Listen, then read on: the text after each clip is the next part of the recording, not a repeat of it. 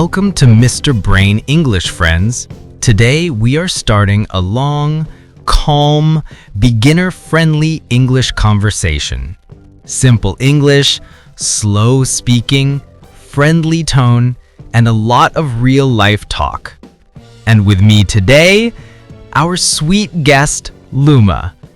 Luma, how are you? Hello, friend. I'm good.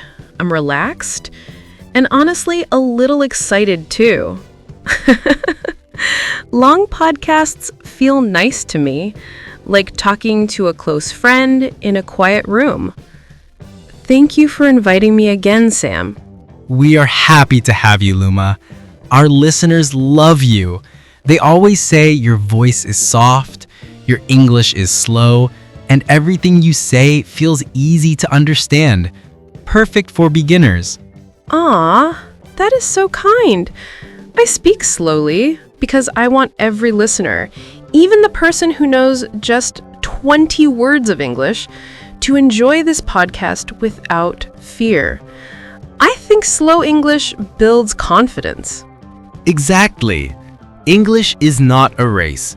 It is a conversation. And today, we will talk for a long time. So let's start with something simple. Luma, how was your morning today? My morning. It was peaceful. I woke up early, opened my window, and the morning air was cold and fresh. Wow, it felt so good on my face. Then I made tea, sat near the window, watched the sky slowly change from dark blue to soft golden. I didn't check my phone. I didn't rush. I just sat there, quietly. I love slow mornings like that. That sounds perfect. My morning was the opposite. I woke up late. My alarm was shouting in my ears. I opened my eyes and said, "Oh no, 5 more minutes, please." But no, I had to run. Sam, your mornings always sound like an action movie. Mine sound like a meditation video. Yes, exactly. You are peaceful. I am dramatic. But honestly, your morning story feels like a dream. You really enjoy slow life. Yes, I do. Slow moments help me start my day with a clear mind. When mornings are calm, the whole day becomes easier. True. A lot of people ask us, how do we speak calm English? And the answer is simple. Live calmly for a moment. Speak slowly. Don't rush your words. Yes, slow English is beautiful. Fast English is not important. Clear English is important. Okay, Luma, let's go back in time. Tell us about your childhood. How was little Luma? My childhood. My childhood was simple. Small house, small school, small world, but big happiness. I played outside a lot. I climbed trees, fell down many times, scratched my knees, and still kept running. I used to shout and laugh so loudly. My mother would say, "Luma, come inside. Your voice is louder than the sky." I cannot imagine you like that. You speak so softly now. I know, but childhood was different.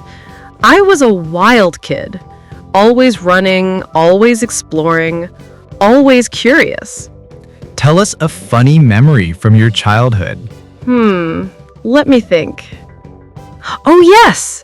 One day I tried to cook. I was maybe 7 years old. I mixed milk, lemon, sugar, salt, everything I found in the kitchen. I called my mother and said proudly, "Mom, I made something sweet."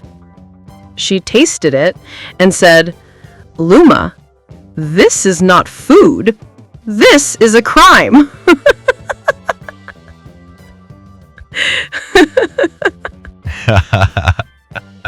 A crime! Your mom is hilarious. Yes, but she still took one more sip because she didn't want to break my heart. Then she drank water immediately. Okay, now I will share my story. I was a lazy child, very lazy. My teacher would ask, "Sam, where is your homework?" And I would say, "Ma'am, my dog ate it." But the funny part is, I didn't even have a dog.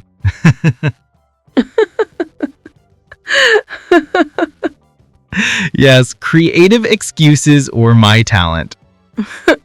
Children and their excuses, they are the same everywhere. True. Okay, now let's talk about school life. How was school for you? School was colorful. Some days were fun, some days were stressful, some days were confusing. I had friends, I had teachers I loved, and teachers I feared. One teacher was so strict, if she looked at me, I became silent like a statue. Every school has that one strict teacher. Yes, but I also had beautiful moments.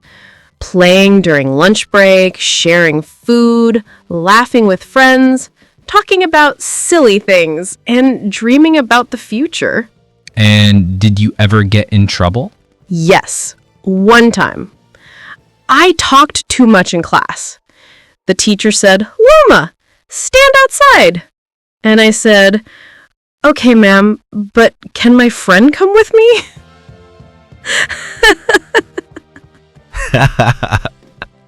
You wanted company even in punishment. Yes, punishment is less scary when a friend is there. Okay, Luma, now tell us, as a teacher today, how do you see students? Do they remind you of young Luma? Oh, yes, many of them. Some are loud, like I was. Some are shy. Some are funny. Some are emotional.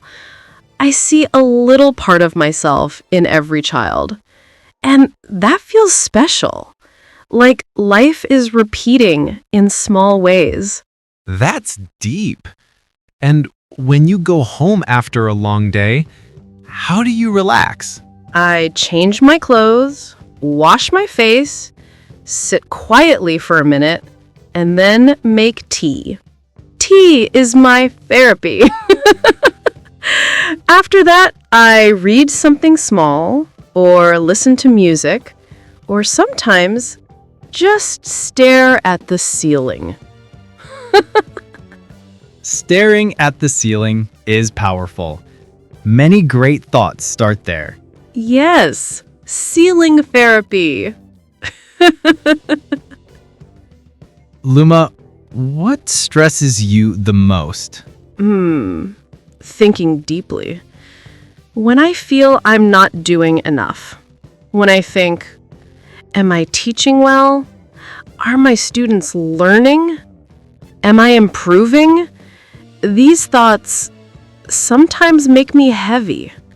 But I remind myself it's okay to be human. Beautiful. And what gives you peace? Small things. A quiet room, a cup of tea, a child saying, "Thank you, ma'am." The sound of rain, soft music, and deep conversations like this one. Same here, Luma. Talking like this, slowly, calmly, without pressure, feels healing. Yes, it feels like breathing for the soul. Friends, if you're still listening, thank you. You are the reason we do these podcasts. And please subscribe so you don't miss our next long conversation.